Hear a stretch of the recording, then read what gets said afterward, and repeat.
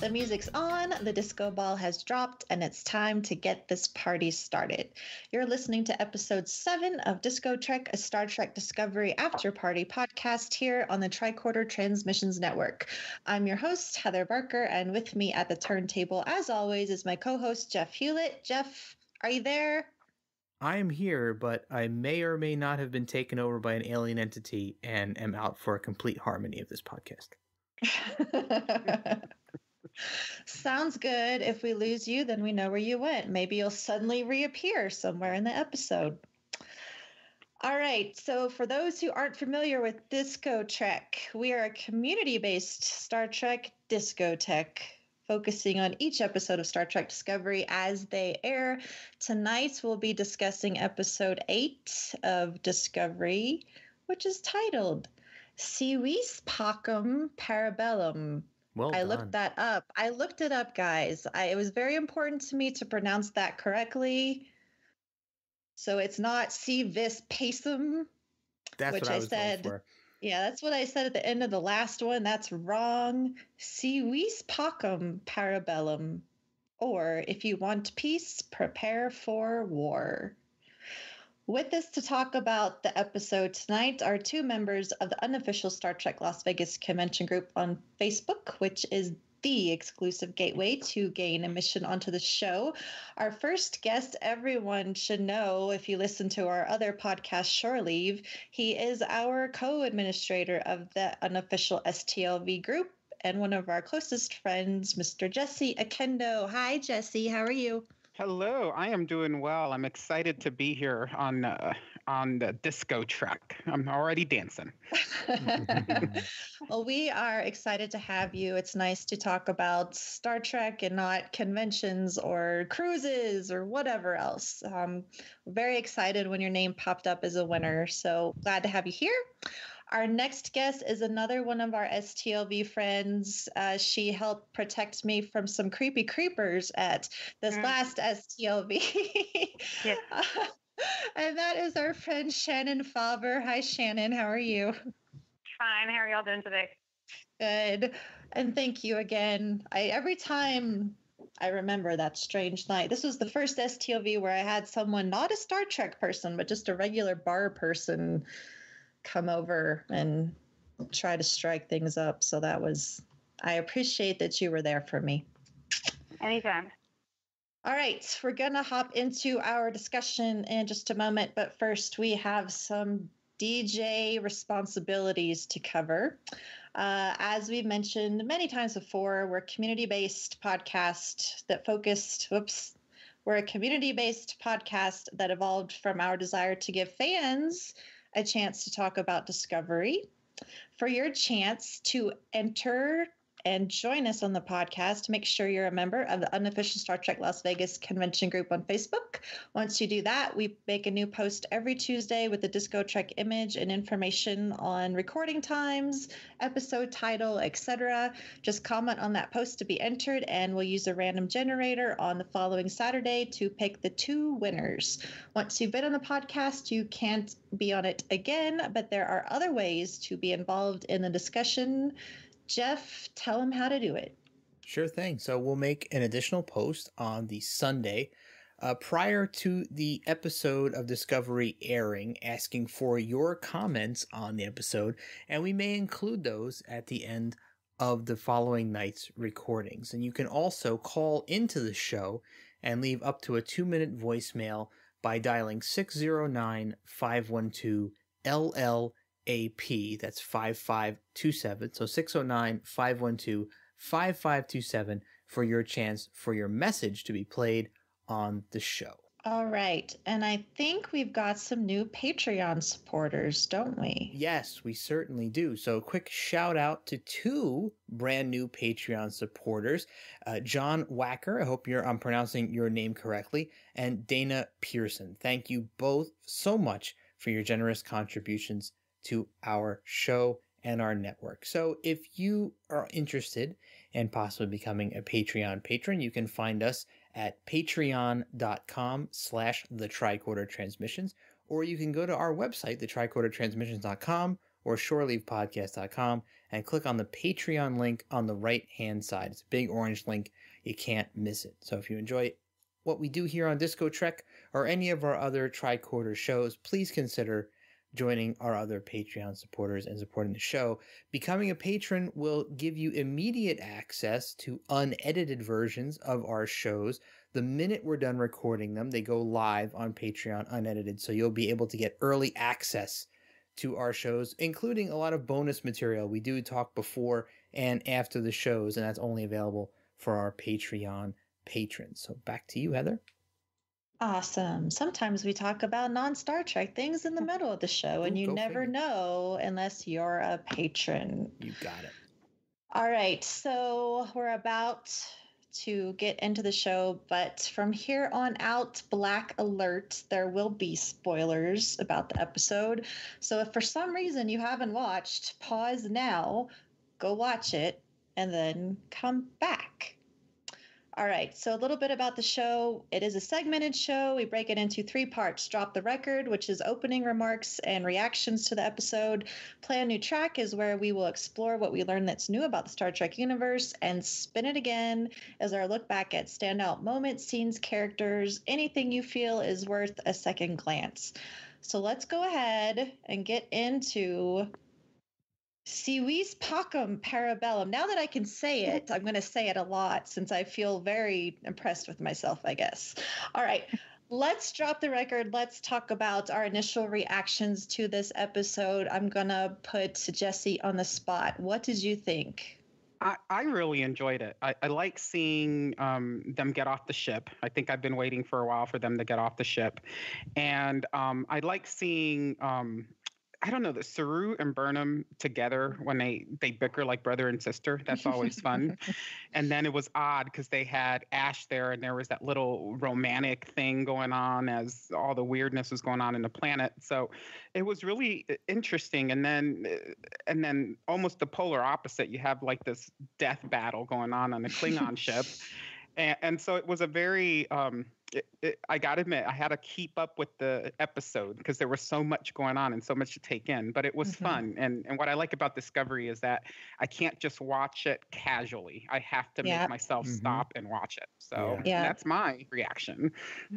Yeah, I think that's very, very true. And that's why I have to watch it at least 2 times before I do podcasts, because there's just so much. And and especially when there's Klingon dialogue, and so you have to read the dialogue and make sure you're not missing anything. And then, I don't know, like I'll make little mental notes, but I'm always like, no, I have to go back and make sure I got everything correct. So totally on board with you there. Shannon, what about you? My first reaction was I wasn't a big Saru fan, no offense to the actor because I love him. But up until today, I didn't really get him very much. I just thought he was complaining all the time. That's what it looked like. But now I totally get him, and I feel so bad for him throughout the whole episode. He just wanted to be at peace, and he couldn't be at peace. And Burnham, not on purpose, but she took that away from him just like she took his captain away from him before. So I do feel really bad for him. Yeah. And at first I thought it was kind of odd that there was a romance going on in the middle of it, but then I remembered that happens on almost every Star Trek. Of course, it's usually the captain or number 1. Not the security officer. But. Jeff, you've been a fan of Saru before, right? Oh yeah. So what did you think, since this was a somewhat Saru-centric episode? Well, this is another solid episode for me, and maybe not my favorite, but definitely up there. I think it was quite a bit of great action in this from both a space combat and a physical fight scene angle. So some amazing scenery during this away mission. I thought that whole forest setting was gorgeous and sets a pretty high bar for future Trek away missions. There was some really cool stuff out there. That crystal cluster transmitter wrapped in the tree branches was just gorgeously rendered.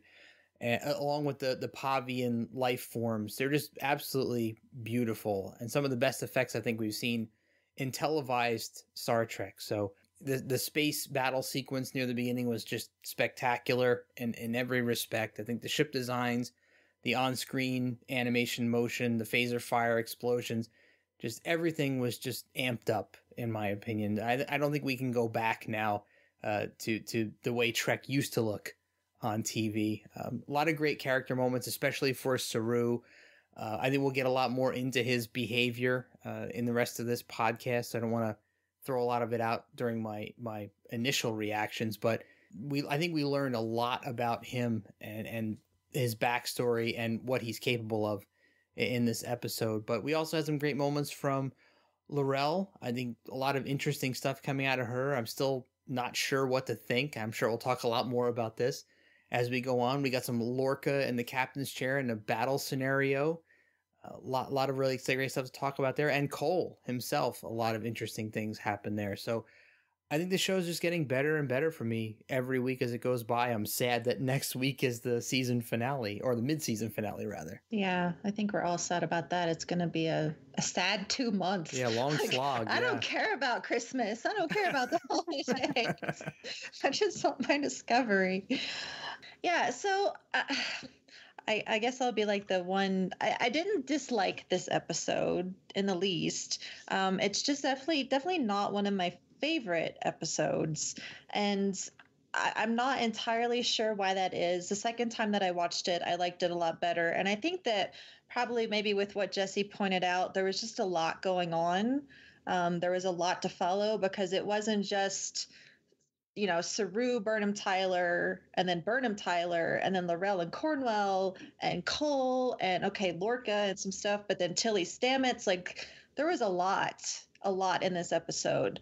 And this is one where I think that it could have been longer. And I guess in a way, maybe it will be, since obviously this ties into next week's episode. But I think just because of that, I don't know. I liked it. I didn't love it. And I seem to be seeing kind of a mixed reaction across the board from a lot of people. Either they really, really loved it, or they just kind of liked it. And I'm like, all right. Still seem to prefer last week's episode, which I think is pretty interesting. But I'm totally fine if we go ahead and jump into some of the character development before we pop into the next section, if that's okay with everybody. Sure. Okay. So, this episode was really kind of pushed as a Saru episode. It was written by Kirsten Beyer, who has written a ton of Voyager books, and this is the first television episode she's written. So I know there was a lot of excitement across the board. I've not read any of her novels, unfortunately, but still really excited to get to see her first episode and to see Doug Jones as Saru in the spotlight. So we've seen a lot of different facets of Saru. And Shannon, I guess, do you want to talk a little more about how this episode changed your perception of him? Because, like, to me, I do sympathize with him and how he's feeling. And I think it was great that we got this information about the character. But I still was like, oh gosh, it's like mutiny. It's like he's taking control. What is going on? He's going to keep them on this planet. So did that play into your perception of him? Well, it changed a little bit because the fact that he actually almost did what Burnham did, because he attacked her to try to protect her in his mind. And that's what she was doing before, was, she knocked her captain out, but she tried to save everyone. It just did not work out that way for her. Mm-hmm. So maybe he'll be able to relate to her better now. But I just think them fleshing out his character was very helpful, because before, like I said, I never really got him. I knew he was prey, which is why he was afraid all the time. But that didn't explain all of his behaviors either. Yeah. Jesse, what do you think? How has your perception of Saru changed over time? I don't know that it's changed as much as I appreciate him more and I understand him more. The whole living in fear, that was kind of interesting and a bit shocking, when I heard that. Like, he's lived in fear his whole life except for this time he was on the planet, and I don't know who their lifespan or anything like that, but you get the sense of who Saru is when the series starts, right? Because he says, we're prey race, we got, and I'm sensing death and all that stuff.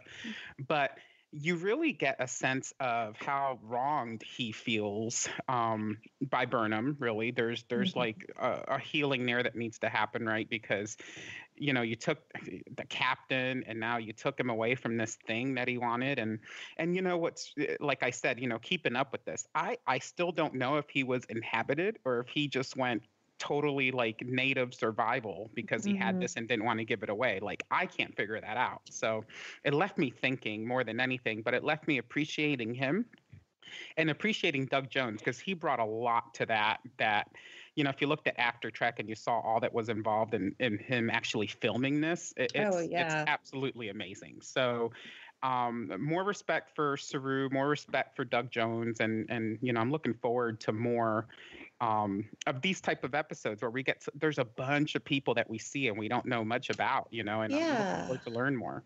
And that's really, I think, where I'm just missing a little bit, is that in this episode, like and I keep wanting to say this is a Saru-centric episode, and it's really not, because there's still a lot of focus on other characters, but I would have loved to have learned a little bit more about his life, or what the apex predators are on his planet, or just something to help me identify a little bit more. I mean, I can try to identify with feeling a sense of fear. I mean, I've grown up, I have I don't know what to call it. Like, I have this sense of fear, and I don't know if it was from things that happened to me when I was a kid or whatnot.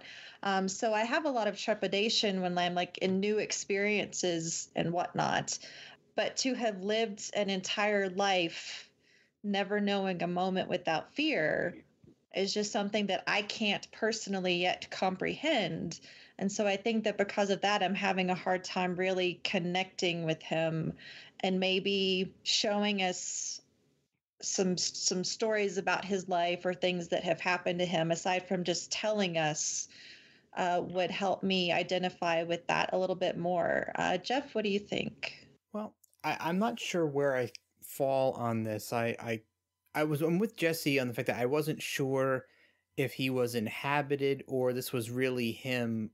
I'm leaning more towards the fact that it was actually really him once he had that sort of epiphany. So I think that, I don't know if my perception has totally changed on him, or I want to know more, but I feel like there were things that came out about Saru in this episode that we necessarily weren't aware of before that make him, I don't want to say anything necessarily negative, but there's definitely a concern there about what he's capable of.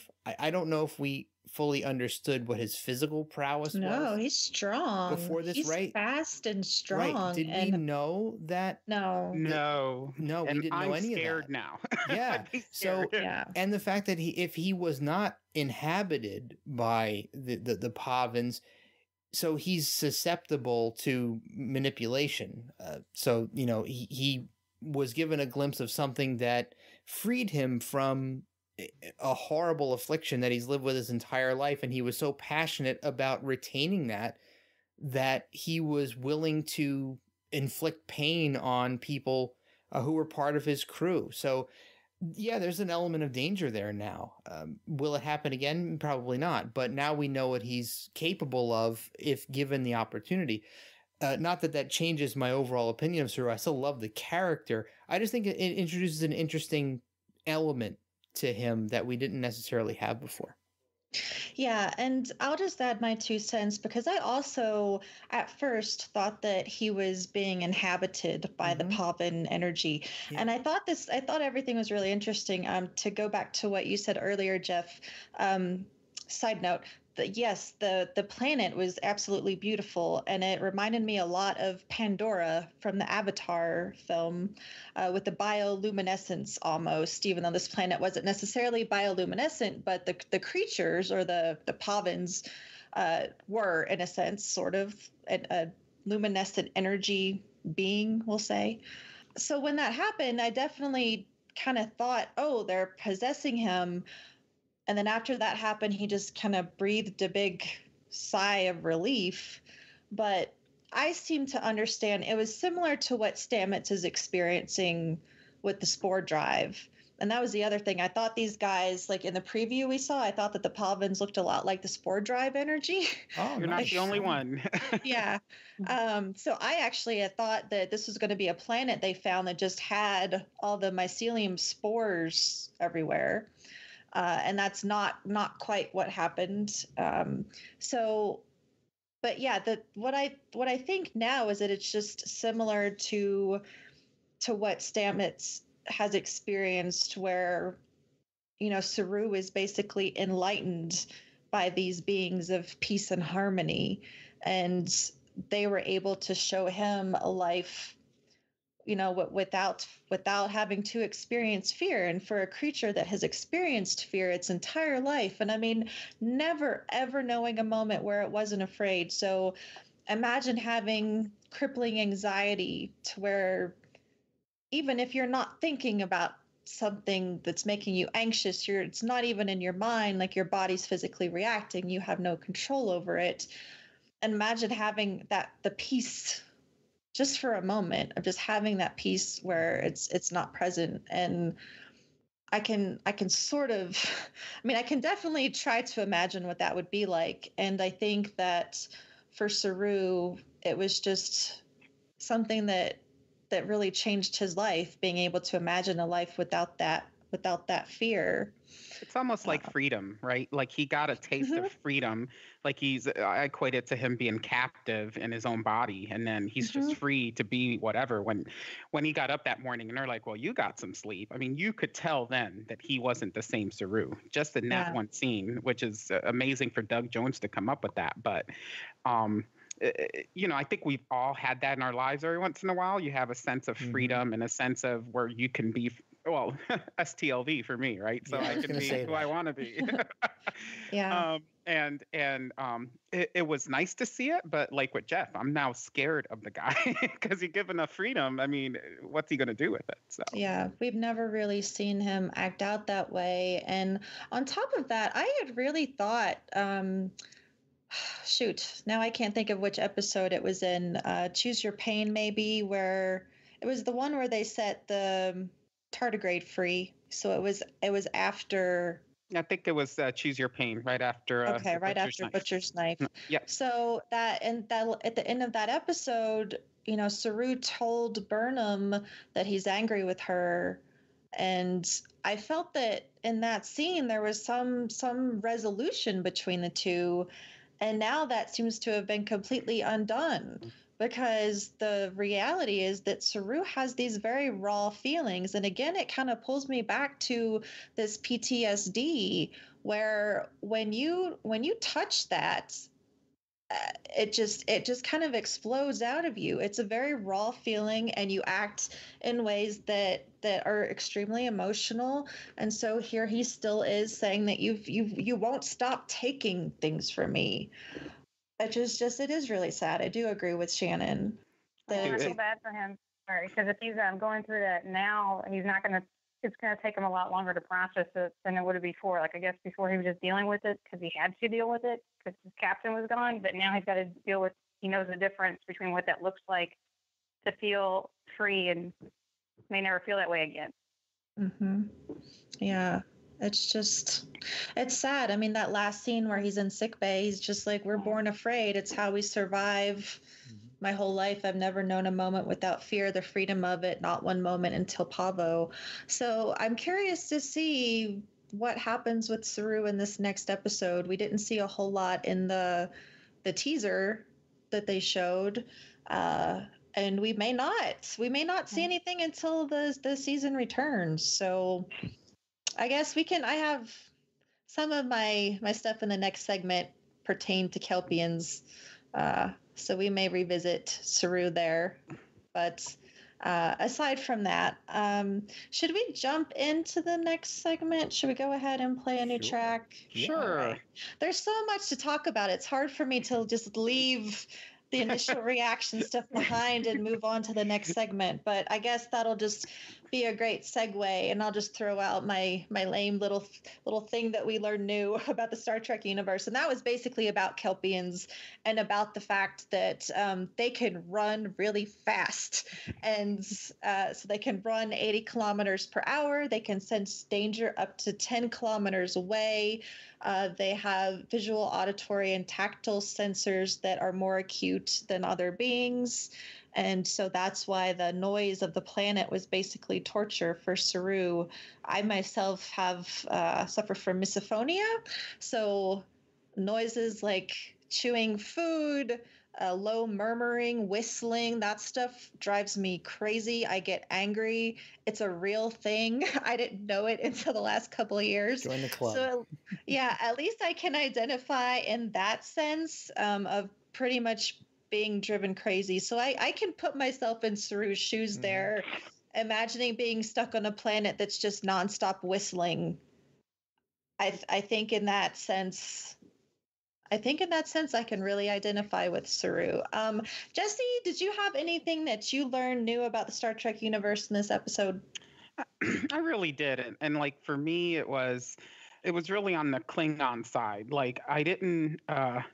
I just didn't know. I still don't know what Laurel's doing. And I'm still like, I can't figure her out, And, we met Mary Shafo in Vegas, and she's a wonderful person. But as Laurel, I'm like, I don't know what's going on there. Like, you're my breakout buddy, and now I'm going to kill you and throw you in with everybody else who's dead. I didn't quite get that. And I don't know what the end game is. So let's talk about this for a minute, because I'm there on the same page. And, I think Laurel is really out for herself. It was nice that in this episode we got a reference to Voke. It was kind of an odd reference that he'd kind of been run off. And we know that's not the case, but we know that she's behind Voke going to the matriarchs, at least. Let's throw out the Tyler is Voke right now. And let's just assume that Voke is off with the matriarch. So she's lying right there because she knows that he didn't get run off. But my understanding, and I loved this scene with her and Cornwell, and quick shout out to Cornwell, because I haven't been entirely fond of Cornwell up until this episode. Man, it's nice to see two powerful women respect each other. And that's what I really took from this interaction between the two of them. I thought it was interesting that Laurel is trying to get onto Discovery. She did at least insinuate that Discovery was Cornwell's ship and that she didn't already know it was Lorca's ship. Shannon, what were your thoughts on what Laurel may be up to? Well, I actually don't think that the Admiral is dead, because I don't know if it was a editing thing, but her arm moved when she was dragging her into the room. So I don't think she was dead. I think she pretended that the Admiral was dead to still try and use her to get out from under the other Klingons. Yeah, I'm kind of in the same boat. I don't think she's dead either. Jeff, what do you think? No, I totally don't think she's dead. And my theory is that now that Laurel has been called out by Cole as a liar and hauled away by some of his guards, that maybe Cornwell is going to wake up and wind up saving Laurel and escaping together. So that's what I'm holding out for. Yeah, I have to talk about this. So it just happened on Twitter, like right before I get onto this podcast, and it's driving me nuts. So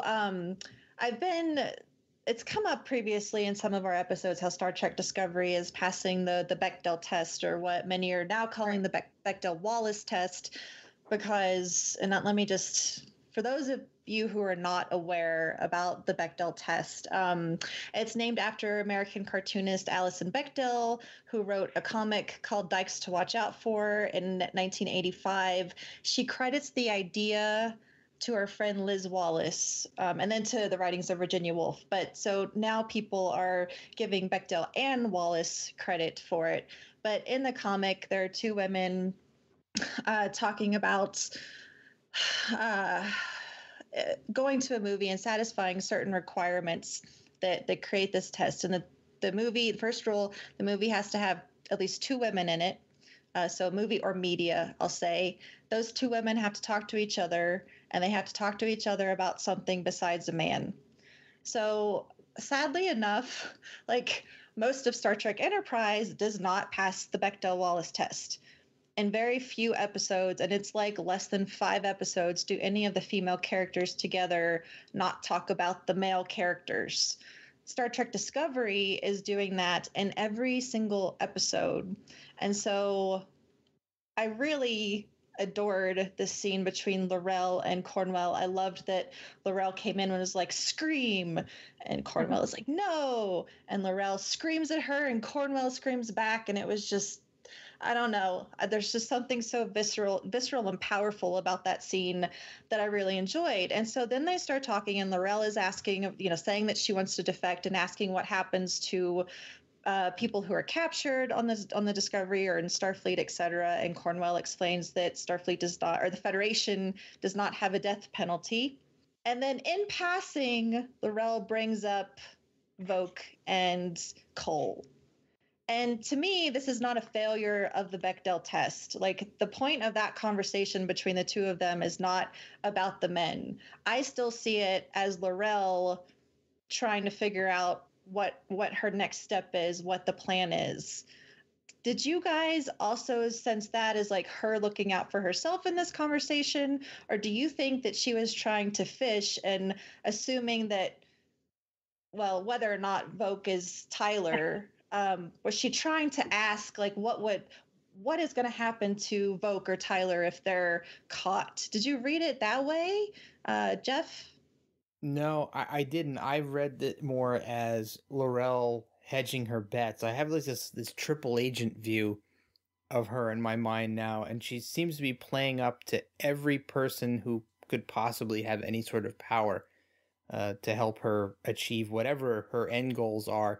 So, I mean, we see her, pleading her best case to Cornwell for asylum, but yet she's also playing a case to Cole to be part of his house and pledging her loyalty to him.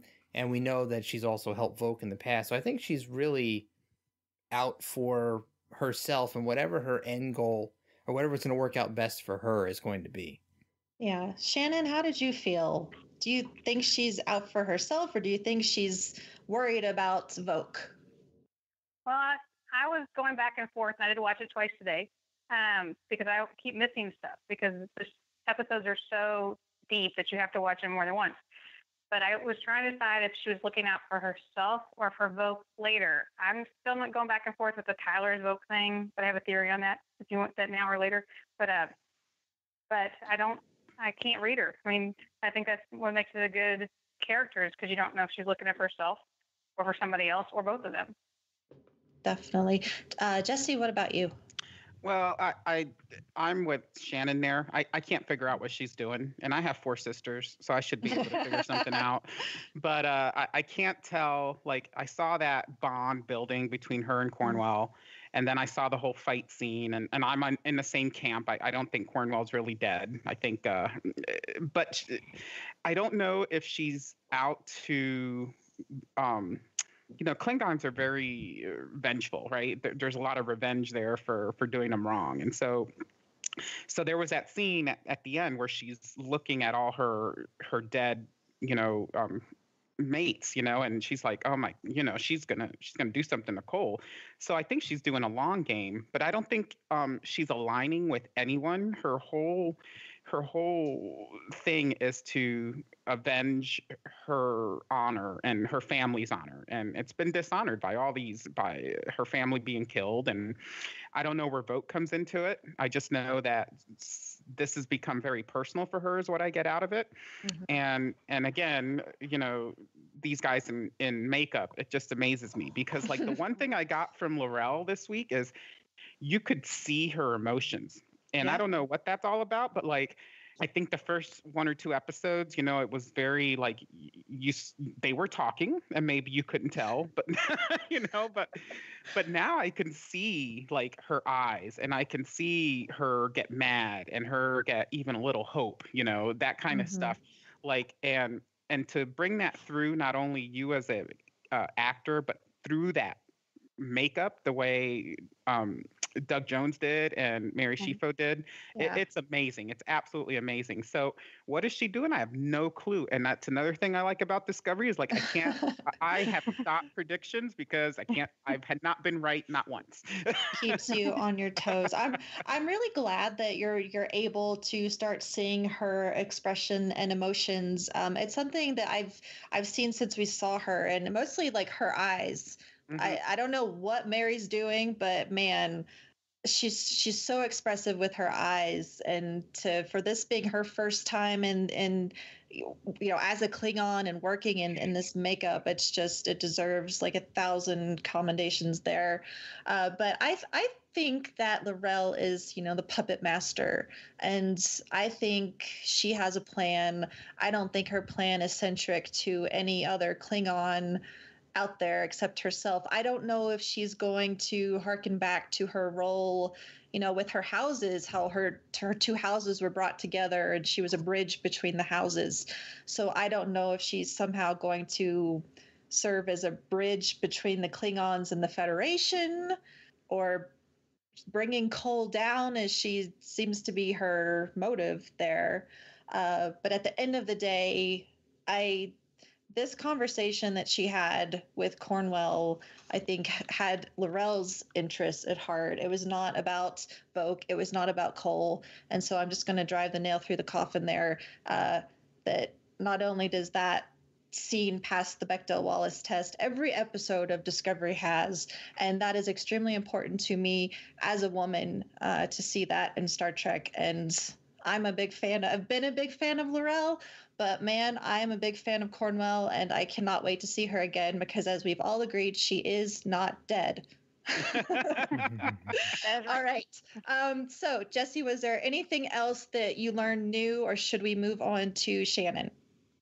No, I think that's it for me. Just that whole, I'm appreciating the Klingons more, and but I will say that it's getting difficult to read the subtitles, and not because I don't know how to read, because they've got to do something about how white it is, the background, right? So like I find myself standing and watching my TV at eye level, like, and my TV's in front of my mantle, just so I can read because of I don't know, maybe I'm getting old, but that's the only complaint I have. But I do like it, like when Heroes was on and you had to read Japanese all the time because you didn't know the language. Yeah.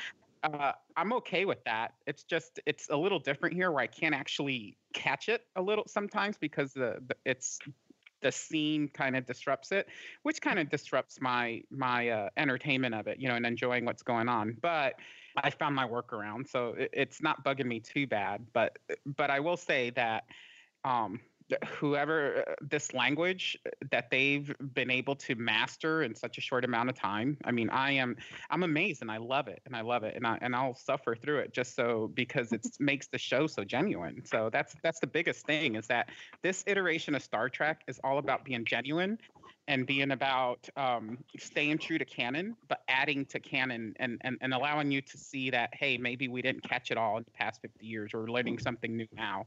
That's what I'm enjoying about it more than anything. Hear, hear. All right. Shannon, what about you? What did you learn new about the Star Trek universe? Well, one thing I learned was they referred to, the General Order Number 1, which sounded to me like it was a prime directive, but it's also referred to as the First Contact Protocol. So it's probably the evolution of both, because Ash had no idea what they were talking about. Yeah. And since he's a Starfleet officer, he should know this stuff. It was nice to get that breakdown. And again, I just come back to that question of, how did Tyler get, such a high office, since we barely knew him. But anyway, yeah, I picked up on that too. I think they refer to General Order 1 in the first episode in Vulcan Hello, when they were on that Carpusculan planet, and they were talking about that, but they didn't talk about the First Contact Protocol there. And then Saru actually stepped up and let us know that he's the First Contact Specialist, which I thought was pretty cool, since he's also, as we know, the first Kelpian in Starfleet. So I thought that was pretty neat. Jeff, what about you? My God, I have quite a few. So I thought it was interesting that in the last episode, we got to see the modifications, the technological modifications that Stamets had put into his arms. But in this episode, we actually got to see how they worked, which was pretty neat. So we saw them flip open and they become ports for the spore drive. So they're not jabbing him in the ribs anymore as he's operating it. So I thought that was a pretty elegant solution. I wish we got a little bit more insight into how those were built and inserted into his arms. But pretty cool that they have that kind of technology. I'm not sure how much insight we got into what is actually happening to Stamets through the spore drive. I mean, I think we kind of got a jump back to original Stamets from episode 3. Yes, persnickety Stamets, as we'll call him. Yeah, let's talk about this for a little bit, because that's there's a small focus here on Stamets with what's happening, and I agree. It was really interesting to get to see. And when we see him, like, say he's ready to jump, he seems groovy, right? Yeah. Yep. He's like, "Yep, I'm ready," and then he comes out, and he's definitely a little confused about what's going on, and says to Tilly, "What are you doing down here, Captain?" And we're all like, "What? What did he just say?" Especially Tilly. So. I'm still not in the camp of this being a mirror Stamets thing, despite the whole mirrored scene that we saw. I think that Stamets is seeing different realities, maybe seeing a future. Maybe in that future, Tilly is captain. Maybe it is. Maybe he's seeing a mirror universe where she's Captain Tilly. I'm not sure, but. It's weird that you say that, Heather, because that is where my mind went when he came out and said that. I'm like, oh my God, he just jumped into the future or something. Because, that's what the spores do, right? They have through all time and space, right? Because her reaction to him saying that is because she'd never told anyone that, but Burnham, apparently, right? Yeah. So how would he know? So it was like, I was so shocked that when I heard that, I'm like, oh my God, what's going on here? And then again, I go through, well, none of the things I ever think are going to happen. So I'll just calm my excitement down. It's like at the end of the day, we're just speculating, and half the time our speculations are going to be wrong. But that's the fun of having new Star Trek on TV, right? Is that we get together and have these speculations and whatnot. We see them again, in the mess hall. And the more that I see of Tilly, the more I just love Tilly, because Tilly is so much like me, just going to Stamets and sitting down and is like, "What's going on with you?" And Stamets is like, "Go away. I don't want to talk to you. You're dismissed, cadet." And she just sits there like, "You're going to tell me what's wrong, dude."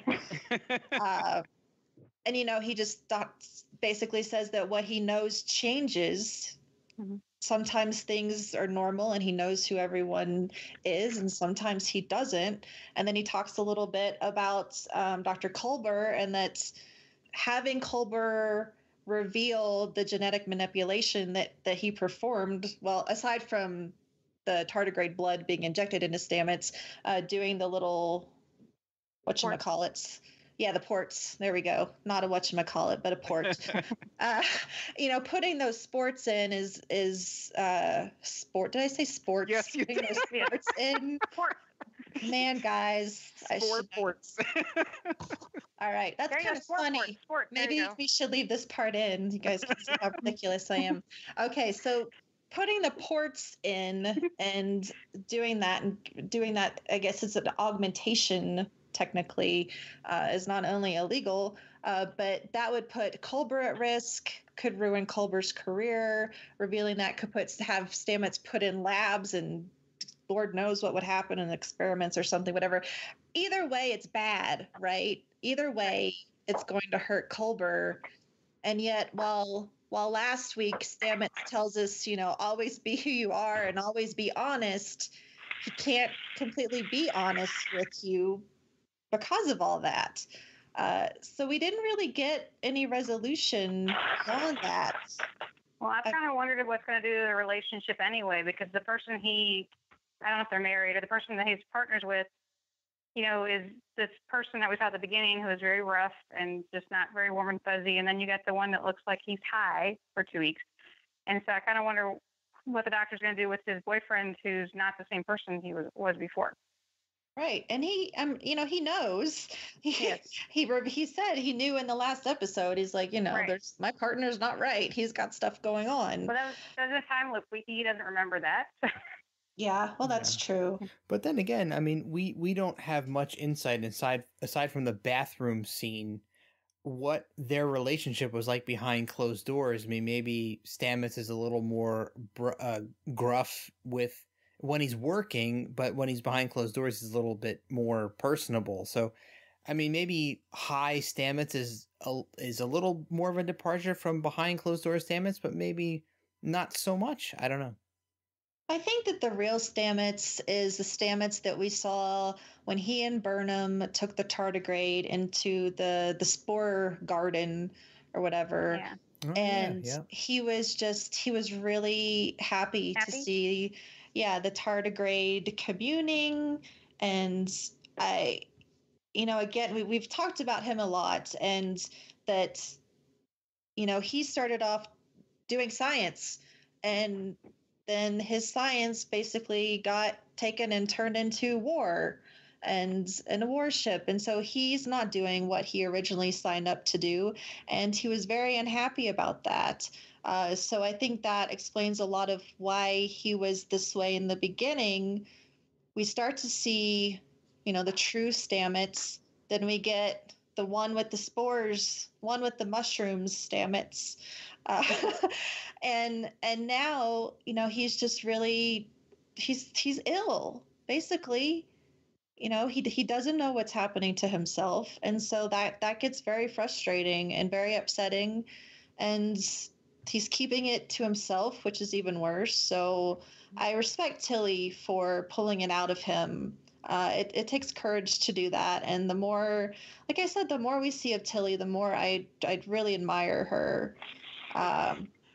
She's amazing. And I'll tell you, because to have the ability to just go up to a senior officer and say, tell me the deal. What's going on? I mean, every week she does something that makes me appreciate her that much more. A couple more things. Yes, a couple more things. Go ahead, take it away. Couple more things. So I think we got some interesting insight into how different a leader Cole is, as opposed to Takuvma or Voke.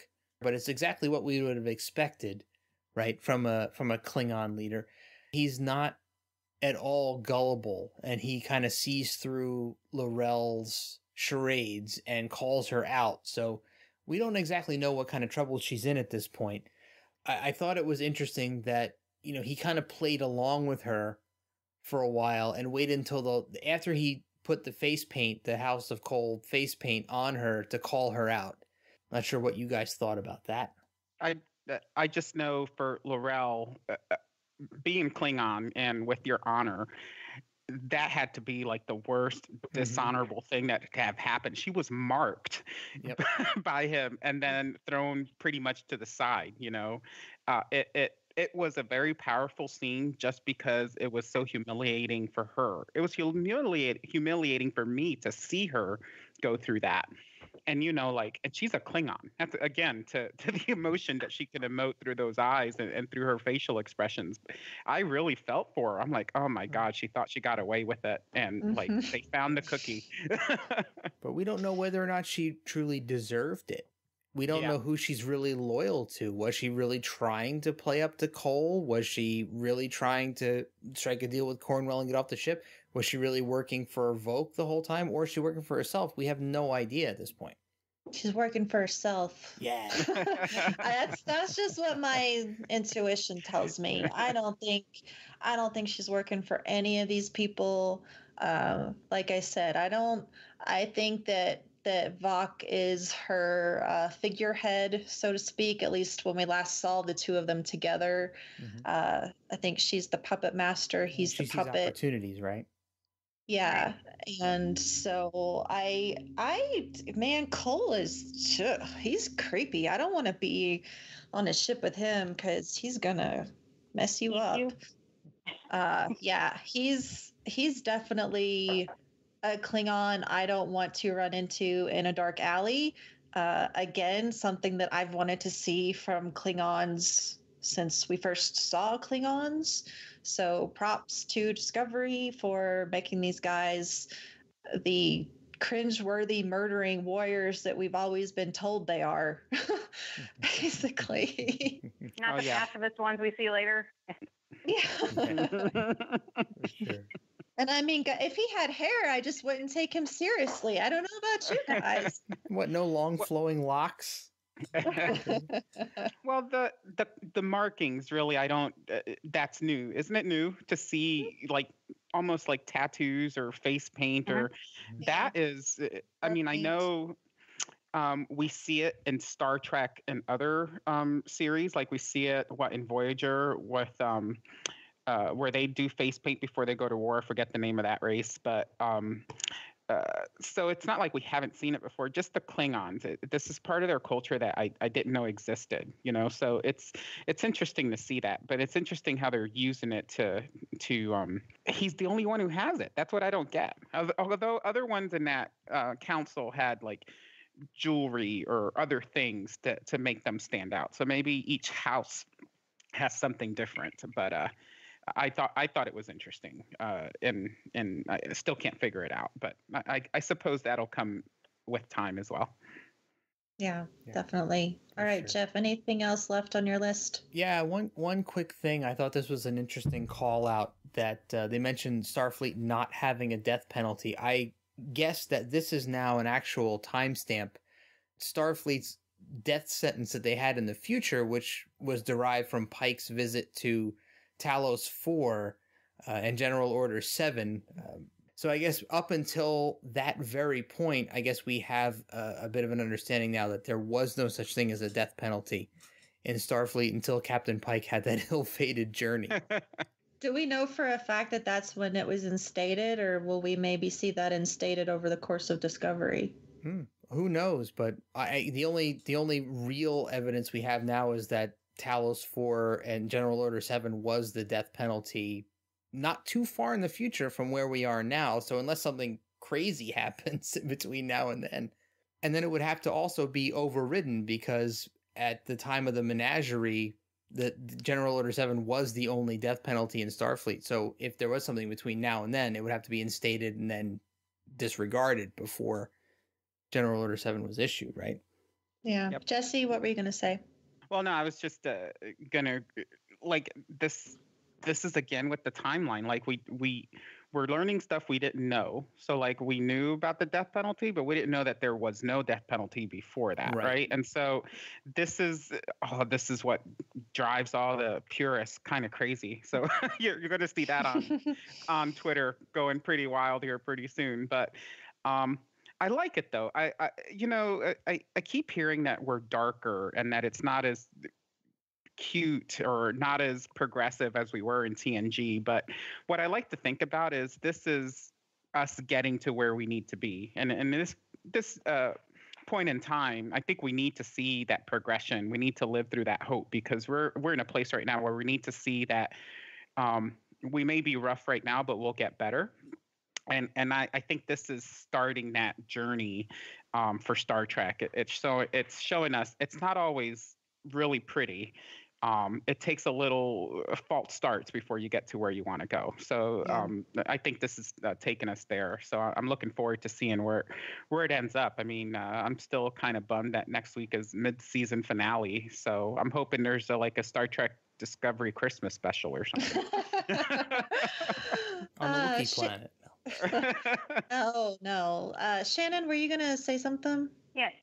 I was going to say that saying that there's no death penalty explained why Michael wasn't killed for being the only mutineer they've ever had. Because for anything they've done, that would make sense that she would have gotten a death penalty if it was still around at that point. But I also like the point about the fact that we have to go through this to get to the version of Star Trek we had when we were growing up, because one of the reasons that Star Trek appealed to me is it's a happy version of the future. But yes, you have to go through this, and this is the only time we've really seen the Federation at war. So you have to go through that to get to the higher evolved ideas that Picard always espoused as being Federation ideas, because we don't have them yet in this timeline. Yeah, that's kind of the camp that I've been in all along. There are some tiny things I wanted to point out before we move into uh, our last segment. So, little things. I don't know if y'all noticed, but the Tribble is back on Lorca's desk. I heard it. I missed it. I heard it the minute we popped into that scene. Of course, Tribble and Ash Tyler were not in the same room together, but the Tribble is back. It's done being experimented on. Props again to writers for the USS Gagarin, named after the first man in space, our Russian cosmonaut Yuri Gagarin. I love seeing all these ship names. It's great little homages to all of our important spacefarers. Again, we get to see a lot of the people on the bridge, and I just have to shout out the diversity on the bridge. And I hope that maybe in season 2 we get some more spotlight on all these guys. It's great seeing everybody, but I'd like to know a little bit more about them. Maybe like a lower decks type thing or something. Oh, that'd be great. You know, what I liked about them this episode, they got names, like the captain said, and he put one, in command for a while, the cybernetic one. I'm like, oh, wow, she's doing something. So that was kind of exciting. Yeah, Miss Ariam. It was nice to see her get command of the ship there, and it's like they all have names. They've been mentioned a couple times, but again, it's kind of all like this flyby stuff. Mm-hmm. And it would be nice to maybe learn a little bit more about them, especially since they've done such a great job of picking a diverse cast to represent the bridge. Let's see. I'm trying to find out if there were just any little other tidbits I wanted to mention, but that's all I had in my little list. So, all right, let's go ahead and move into our last segment, Spin It Again. So this is where we take a look back at the moments that stood out to us. Shannon, why don't you take it away? Start us off. What do you feel deserves a little extra attention? Well, I had 2 things actually, but one was this poor Stamets. Is he always in the spore drive room? Because he's there all the time. Whenever they call for it, he's there. And even the preview for next week, it looks like he just stays there. Yeah, and I hope that, it's interesting that it's just Stamets and they haven't reached out to anybody else. But maybe Stamets just wants to be the only one, and I guess you have to put in the ports to do that. And yeah, plus it's illegal, right? It's illegal to do that type of genetic manipulation. Right. He did it himself. They can't have anybody else do it, or they would probably get in trouble. I would say if there's already one person doing it and someone else volunteers, it's not that big of a difference. But maybe that's just my opinion. Because he didn't ask first. He did it and then asked for forgiveness later, not for permission. You have to ask for permission now. They could get in more trouble. That's true. And then the other thing that stood to me is when Tyler touched the rock or the crystal, and Saru knew he was lying. So to me, either Tyler is not a double agent, or he's like a Manchurian candidate, which he won't until he's activated. He doesn't know he's an agent because Saru would have seen at that point if he was actually a Klingon. Yeah, I wasn't sure how that whole thing worked because it did basically communicate to Saru that Vok wasn't, or that Vok, that Tyler wasn't being honest and that he was preoccupying him or stalling or whatever. Right. But I guess I would have appreciated a little better understanding of how that whole thing worked because, again, I'm still kind of in the camp where, all right, yeah, it's likely that Ash Tyler is Vogue. It's getting a little bit to the point now where I'm kind of over it. like I want to move away from it because it's just all encompassing and becomes distracting and whatnot. But I kind of even thought the same thing when the signal for the planet was changed. And even though apparently it was the Pavins that changed it because supposedly they are going to try to, they want to bring the Klingons and the Federation together to find peace.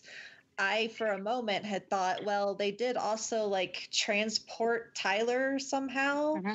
And if they did that, did Tyler commune with them the same way that Saru communed with them?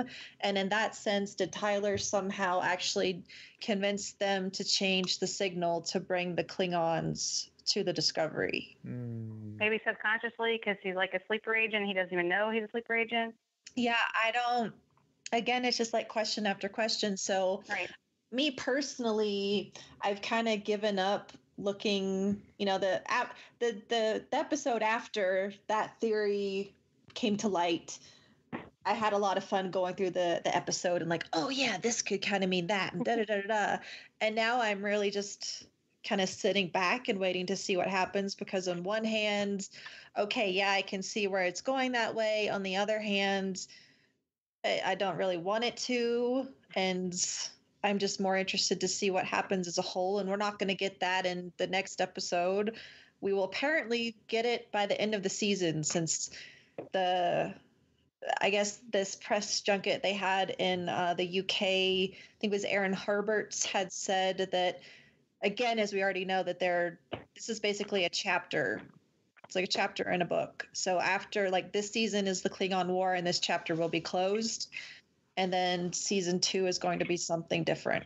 Well, I had thought about the whole Tyler getting transported by the Pavins thing was the Pavins' reaction to Saru not acting the way they thought he would.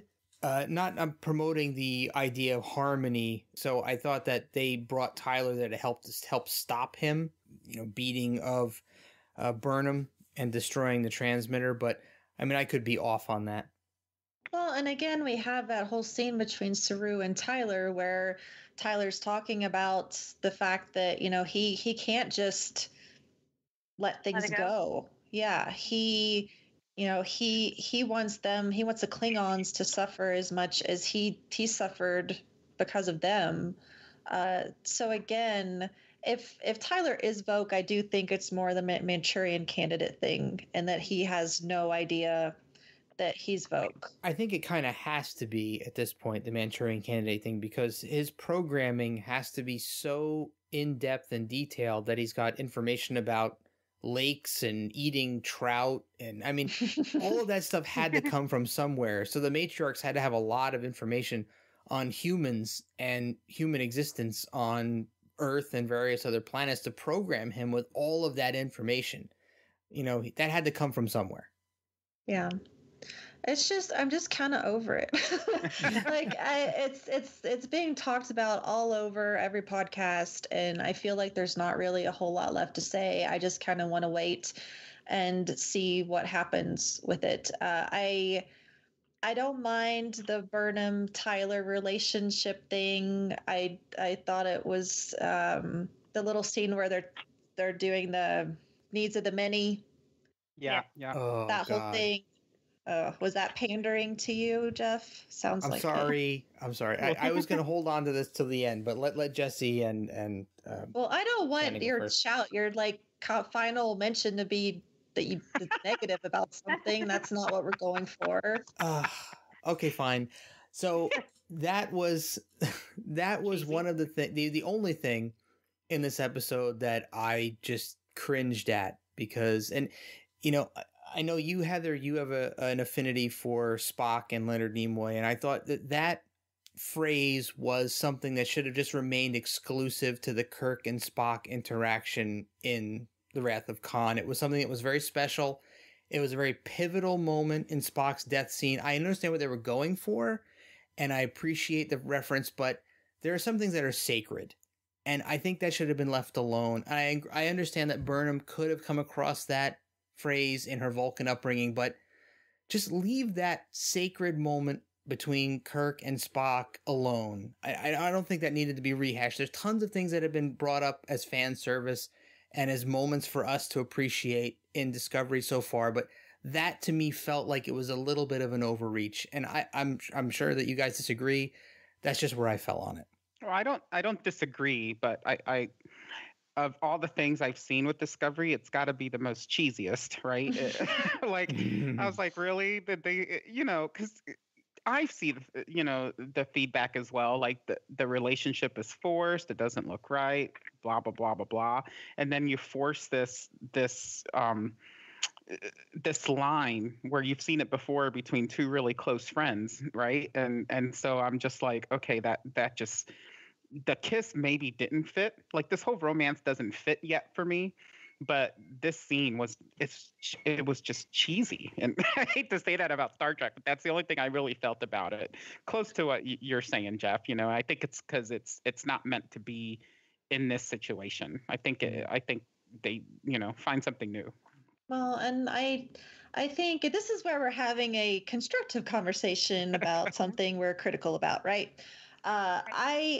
In the last episode, I like the relationship between Tyler and Burnham, particularly because I just put myself in Burnham's place and imagine I'm in the relationship with Tyler. So I don't mind that, but I don't know that this was necessary in this episode. And I think that had you removed the romantic element from the episode, you could have focused more time on either Saru and his backstory or perhaps interaction with Laurel and Cornwell. Because so on After Trek, Jane Brooke was one of the guests, and she talked about the fact that the conversation between Cornwell and Laurel was actually a bit longer, and Cornwell kind of interrogated Laurel a bit. And that got left out, as well as some other scenes like Culber and Stamets. Apparently, Culber was at the table with Stamets and Tilly holding his hand, which was so cute. Aww. And I was like, Wilson Cruz was so excited about it and tweeted about that, and then it didn't make it. So I feel like there could have been some depth added to other character scenes if this had been removed. And I don't, like I said, I don't hate it or anything. I don't dislike it. I thought that it was a nice moment between the two of them, and I thought the kiss was nice and everything.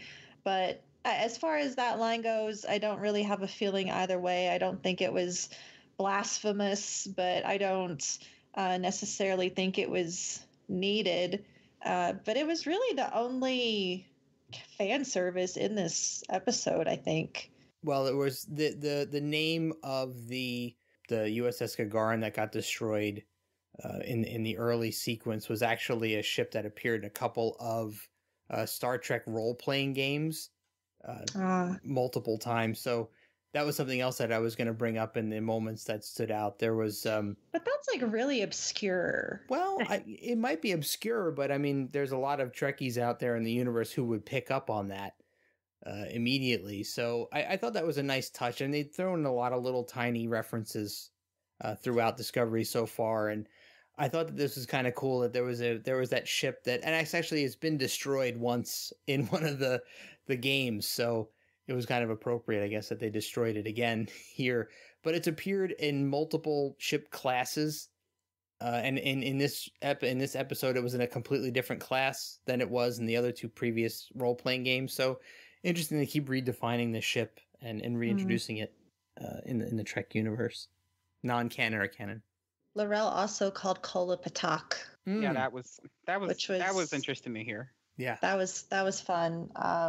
Well, I never played any of the role playing games, so pardon me, and no offense to anyone who has. I just when I think of like a general level of fan service of things that people who've watched, most of Star Trek would get, and to me, something like the needs of the many is something that most people know what that is versus the Gagarin being in role-playing games. Well, there's one other reference that I think most Trek fans and Trekkies would know, is that's the plants that resonate sound, which we saw some of in the cage and the menagerie. Remember the vibrating sound-making plants that Spock grabbed a hold of and smiled in the cage and the menagerie? That was something that I picked up on. That was kind of a cool nod, intentional or not. It was, and Discovery's doing.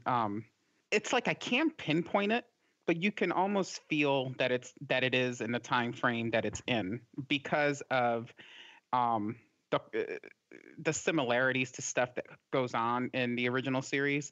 And I by far did not memorize the original series, but like I get some of it. And then I think also it's because now that I've read the book, The Desperate Hours, now I'm even more like entrenched. And so I can't separate the book from what I'm seeing now. So I think all that together the producers are really doing a good job of fulfilling the needs for people to know what's going on, all the backstories, and they're filling that need as well as filling the need of instant gratification with all the fighting scenes and the ships blowing up and stuff like that. I've just never seen this level, right, of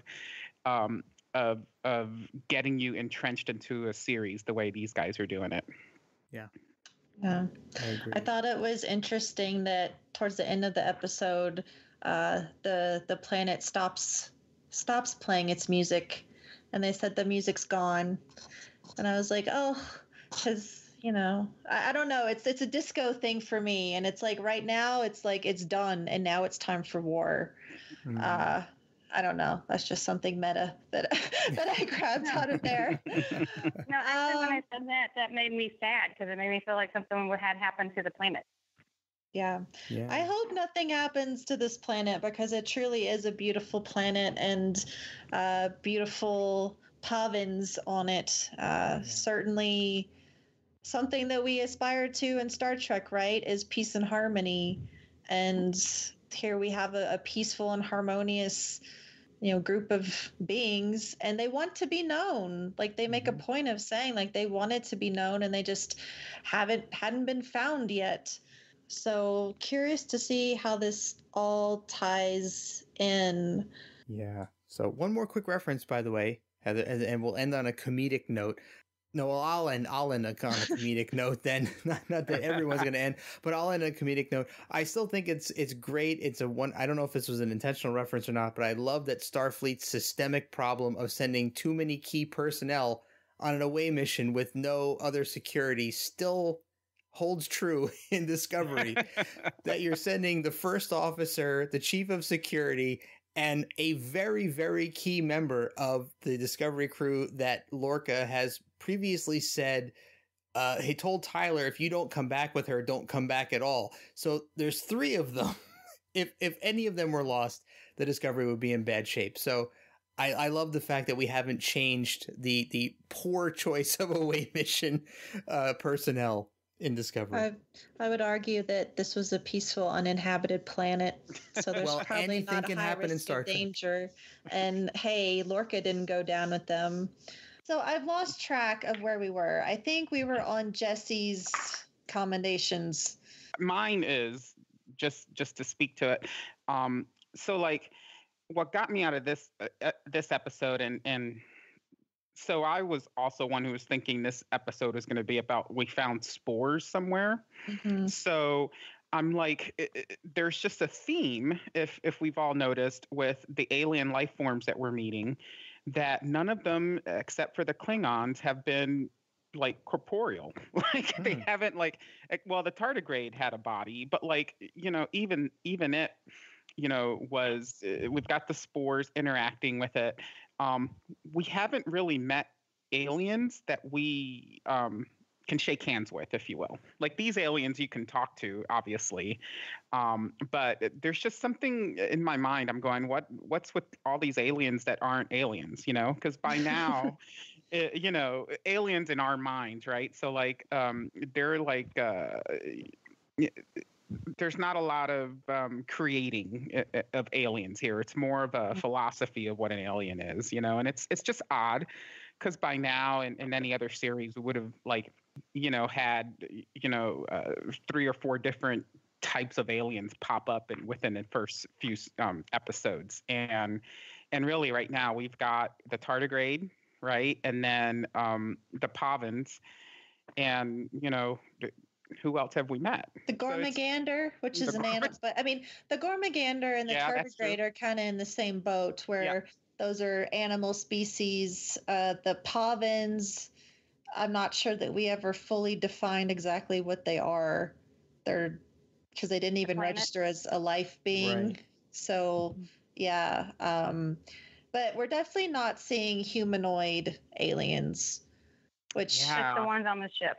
Yeah, aside from who's already on the ship. And we've had mention of an Andorian getting a tonsillectomy, and we've had Mudd in an Andorian type suit, helmet, but no actual Andorians. I haven't even seen any in the background. We do see a lot of different aliens in the background of Discovery. And again, I really think that this is where we lose a little bit because of the serialization and the 15 episode, versus 24 episodes that we're used to. And this came up somewhere on Twitter today where someone was talking about, having a story with Saru that would be similar, or maybe it was a story about Tyler and the effects of being a prisoner of war, and related that to It's Only a Paper Moon from DS9 that featured Nog. And that's where I just kind of said, yeah, I think that because we only have 15 episodes to tell this tight storyline, that's unfortunately where we're losing the ability to do an entire 45 minutes worth of a feature on one character or one or two characters. And hopefully we'll see that in season 2. But I think, again, when we're confined to having only about half the number of episodes as we did in previous versions of Star Trek, unfortunately we're not going to necessarily see that type of character development to that level. Yeah, I'd have to agree with you. I mean, the shorter run, and they went from 12 to 15, so I guess we should be happy they have 15 episodes to tell a story in. But you're absolutely right. We don't have the time to devote, and I think this is why it feels to us who have watched all the Star Treks there are, right, where we feel like it's rushed and pushed a little bit because we're used to it taking longer to tell a story. But now we have to condense it. And it's almost like we're watching a feature film, but in miniseries, right? That's what it feels like to me a little bit. And I still love it. Yeah. I just feel like I'm being rushed sometimes through some of these moments. And so, but it's okay, because the other thing that I like is that I think I said this originally when this all started. It's going to be a slow run. It's making me take my time, enjoy what I'm seeing, and anticipate what's coming next. Because when you do, when you binge, you get over this in like a day and a half. Yeah. And so it may not be on TV, but it sure is TV to me, because I hate this. I hate waiting week after week.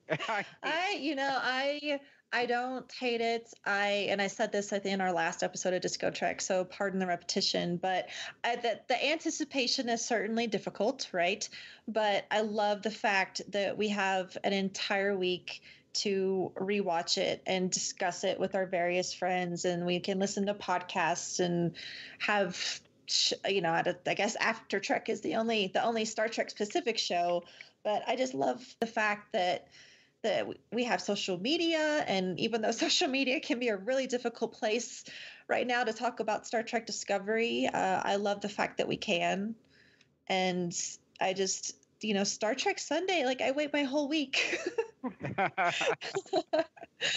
All right. I honestly think that with everything we've talked about, again, we've really everything. Great job to Doug Jones. And man, one thing I did really love about this episode was how much of Saru we got to see physically, and we've talked about that a lot, but I just love looking at his makeup. Like, it's just amazing makeup. I never see it as makeup. It's entirely the character of Saru. We got to see his hands, his fingernails. We got to see him run and do a donkey kick, I think is what I've heard to it referred to today, since he is a hooved creature. I really hope that we get to learn even more about Saru in the future, but I've said it before, I'll say it again. Doug Jones is a gift, and we are extremely lucky to have him on Discovery. Again, though she had a very minor role, props to Tilly for having the courage to go up to her boss and talk to him. It speaks a lot about Tilly, and I definitely think she's captain material. And whether or not she is captain in the future or in a mirror universe or just an alternate reality somewhere, I hope to see Captain Tilly someday.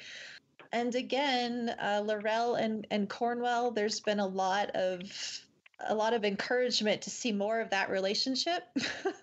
uh, who knows what's going to happen if we'll see them together again. But both Mary Chieffo and Jane Brooke did a really fantastic job. I love seeing, like I said, two women that are, even though Laurel's not necessarily in a command role, she was captain supposedly of the ship that she had Lorca on. But despite all that, I still see her as being a commanding presence. And I really enjoyed the fact that these two women basically said, "You're not what I expected," and treated each other with respect, despite the fact that Cornwell was a prisoner. So I think that's everything that I've got. Is there anything else anyone wants to mention before we wrap up? Well, I have one thing about what you just said. I know, since I run my own business too, the reason I really like Laurel is because she manipulates things from the background. Like sometimes it's easier to get things done without people thinking you're in charge, even if you're actually in charge. Mm-hmm. So that's why I like her character a lot, because you don't know what she's doing, but she's definitely making sure she gets what she needs from whatever she's doing. Yeah, and not only that, she flat out said to Cole, "If you don't see my value, I will take my leave now." Yeah. And I have a lot of respect for that, for sure. It's important to know what your value is and to be confident with that. So we didn't have a ton of comments in the group, but I think it's worthwhile to go look over some of them. So let's see. Jason Steinmetz says, "I don't know if it's just me, but this is getting better and better every week. Mm-hmm. There are not too many shows out there that can hold my attention and keep me in suspense from week to week. I just wish this season was able to be more than 15 episodes. Maybe season 2 will be longer. I certainly hope so. I have a feeling it won't be." Yeah. I think it's going to stick to the maybe 15 episode arc. I mean, I'm glad we didn't get stuck with 13, right? Oh, yeah. I'm glad we got those extra 2. Let's see, our buddy William Conlon, who was on the show previously, loved the episode. So much to cover, so much to process. I need to watch it again. My first thought as it ended was, how is DiscoTrek going to cover this in 90 minutes? I hope we've done a good job. We're over that now. Oh, yeah. So we failed. Sorry, William. It's impossible. It's really impossible to cover everything in these episodes in 90 minutes and get into comments. Let's see. So Marty Alley says, "I'm a bit confused. I don't know who's dead and who's alive." Laurel had some dialogue talking about Vogue and the Admiral, but I don't believe anything until I see it on screen. And then there's a little bit of discussion about that there was never confirmation that Vogue died, which there wasn't. As far as we know, Vogue is with the matriarchs, or as she said, run off. And I think everyone is under the impression that she's not dead. And then we have a little bit of discussion about the fan theory about Cornwell is that she's actually Lethe from that original series episode that we talked about in the episode of Lethe of Discovery. Oh, that's interesting. Mm-hmm. Yeah, there's a link. If you go to the group and you look for this episode post, there's a link to the theory about it. And it's pretty interesting because apparently Lethe in that episode, and I'm trying to, Dagger of the Mind was the episode. The character Lethe was a brainwashed former inmate working as a therapist at a Federation penal colony. So much like Cornwell is also a therapist, psychologist. I would add that if anyone's not watching After Trek, they tell you before they do the preview if you're trying to avoid spoilers or not seeing previews, because the one thing I started doing is, they have the little parts where they have the cadet training and they have shows you should see that complement what you just saw and stuff like that. And I've been doing that and it's actually been really cool. So like when Lethe came out, there was talk of Dagger of the Mind, and I'm like, oh well, I don't remember that one because I binged it all, right? So so now I can catch. I know what we're talking about. So just I know not everybody likes to interview type shows, but those have been better than others that I've suffered through. So Yeah. so I second that recommendation. It's gotten better as time has gone on, and you do get to learn really neat stuff behind the scenes, like I did about the Cornwell Laurel scene being longer than what we saw. And they also talked about the difficulty of filming this. It was filmed in Canada, and basically it was extremely hot. It had just rained, so it was really muggy, and there were mosquitoes everywhere. So like Doug Jones would take off his gloves, his hands that are gloves, and there would be just like water dripping out of them from all the sweat. And yeah, it's really interesting to learn this stuff. And then that's how I learned a lot of the bridge character names, as they did little profiles for each one. And next week we'll have Sonequa Martin Green and Mary Wiseman. So Burnham and Tilly will be on the show. Cool.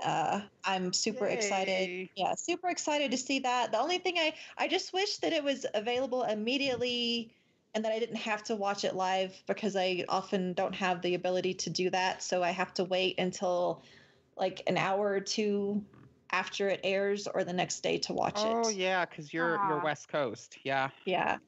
Well, Discovery Watch Party in Oklahoma City.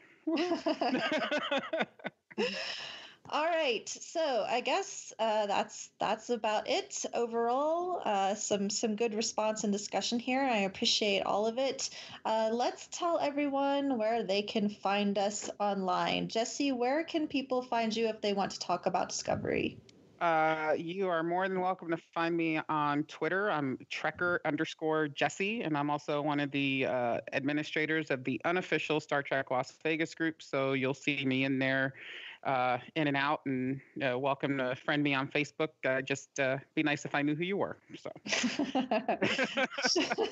Shannon, what about you? Well, on Twitter, I'm Fauver Law, which is Fauver Law, and then or Facebook, it's easy, just Shannon Fauver. So. Super easy. Jeff, where can we find you? I am Warp Factor Jeff on Twitter, and I'm also another administrator of the Unofficial Star Trek Las Vegas convention group on Facebook, along with Jesse and yourself, Heather. Yeah. Alrighty, and so you can find me on Twitter at LLAPosper. You can also find DiscoTrek there, which is disco_trek, and then Tricorder Transmissions Network is under @Tricorder Show. And then you can find us on the web at Tricorder. What's our URL, Jeff? Tricorder Transmissions, the TricorderTransmissions.com. TricorderTransmissions.com, and also ShoreLeavePodcast.com. They'll both get you to the same place. Yeah, I know the Shore Leave one. I just never know if it's the Tricorder Transmissions or more. There's 3 T's. 3 T's. 3 T's. The 3 Tricorder T's. So you can find us there. If you want to be on the podcast, make sure to join us in the Unofficial Star Trek Las Vegas group on Facebook. You don't need to come to the convention. We want you to come to the convention, or to at least a Star Trek convention, because they're really fun. And that's where our communities thrive. But we welcome you to join. It's a safe space for everyone. Just find our DiscoTrek posts. Make sure it's the most recent post for the episode you want to be on. Leave a comment, and good luck getting a chance to come on the show. So I think that's everything. We will see you guys next week for the mid-season finale. Boo. That episode is Into the Forest I Go. You can find a little teaser for that in After Trek as well, if you want to see it. But good luck to those entering, and we will talk to you next week.